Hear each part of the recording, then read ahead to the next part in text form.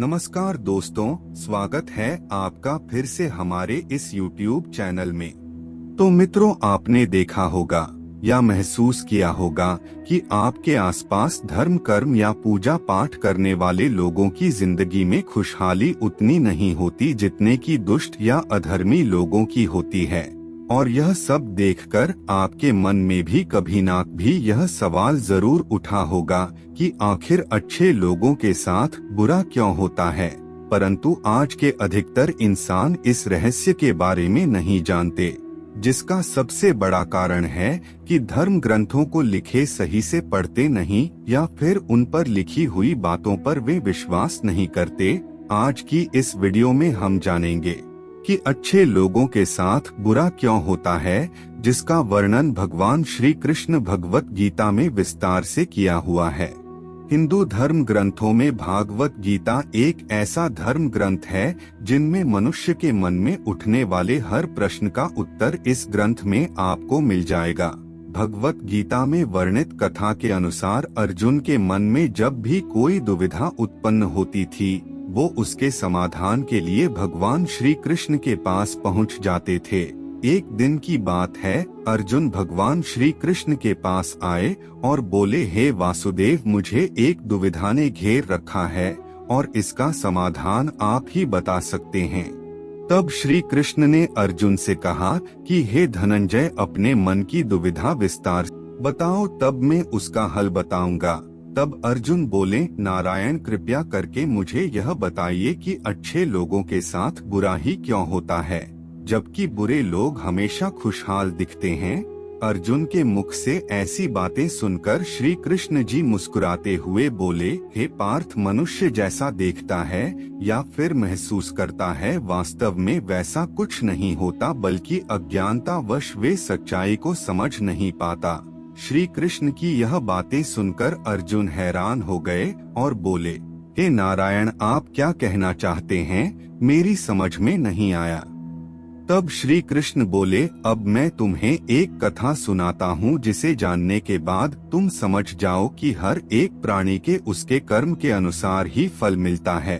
अर्थात जो बुरा कर्म करता है उसे बुरा ही फल मिलता है, और जो अच्छा कर्म करते हैं उन्हें अच्छा ही फल मिलता है, क्योंकि अच्छे कर्म और बुरे कर्म मनुष्य पर निर्भर करता है।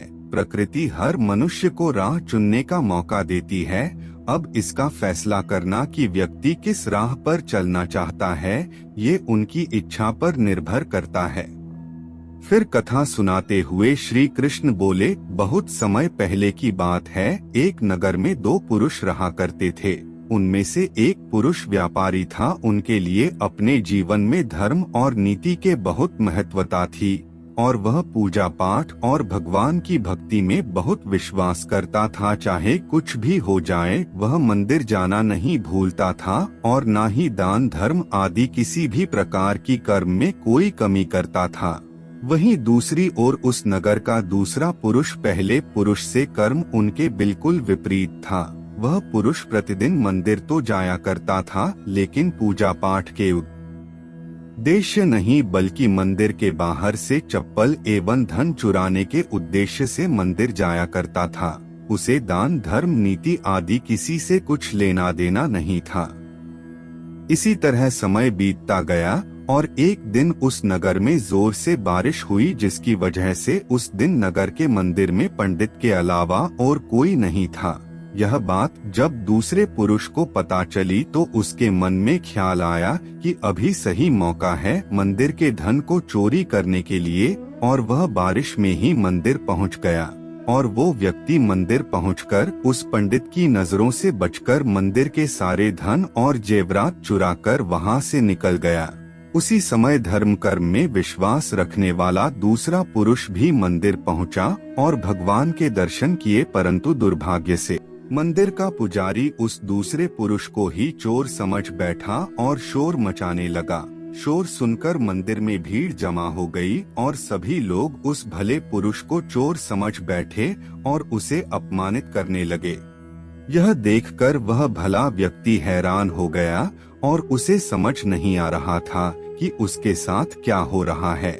फिर वह किसी तरह उन सब लोगों से बचकर और मंदिर से निकल गया और रास्ते से जाने लगा, लेकिन दुर्भाग्य ने उनका साथ वहाँ भी नहीं छोड़ा। रास्ते से जाते समय एक गाड़ी ने उस व्यक्ति को घायल कर दिया। फिर वह लंगड़ाते हुए वह पुरुष रास्ते से घर को जाने लगा।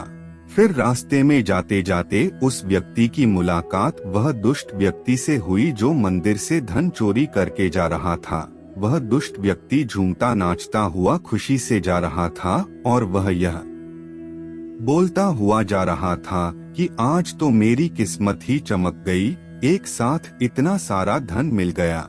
यह बातें उस भले आदमी ने सुन ली और उसे हैरानी हुई और क्रोधित होकर वह घर जाकर उसने भगवान की सारी फोटो निकाल कर फेंक दी और भगवान से नाराज होकर ही अपना जीवन व्यतीत करने लगा।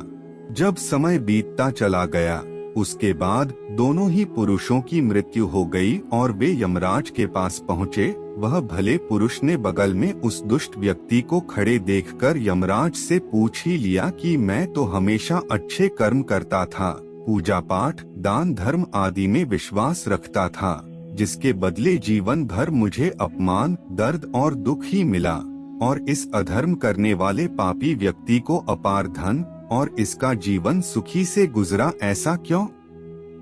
इस पर यमराज ने उस व्यक्ति को बताया कि पुत्र, तुम गलत सोच रहे हो। जिस दिन तुम्हें गाड़ी से टक्कर लगी थी उस दिन वास्तव में तुम्हारे जीवन का आखिरी दिन था, परंतु तुम्हारे किए गए अच्छे कर्मों के कारण ही तुम्हारी मृत्यु एक छोटे से दुर्घटना में परिवर्तित हो गई।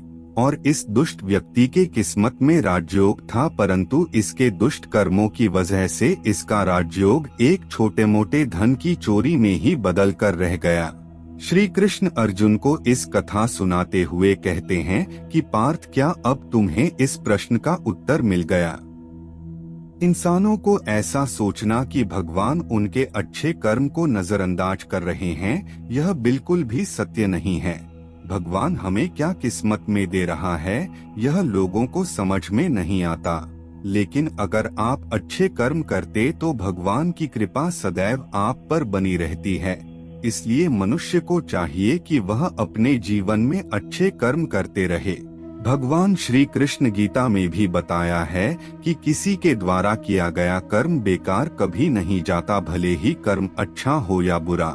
तो दोस्तों, आज की इस वीडियो में हम लोगों ने जाना कि भगवान श्री कृष्ण के अनुसार अच्छे लोगों के साथ बुरा क्यों होता है। तो दोस्तों, उम्मीद है कि आपको ये जानकारी पसंद आई होगी, तो वीडियो को लाइक और चैनल को सब्सक्राइब कर दीजिएगा। तो अब मिलते हैं नए एपिसोड में, तब तक के लिए नमस्कार।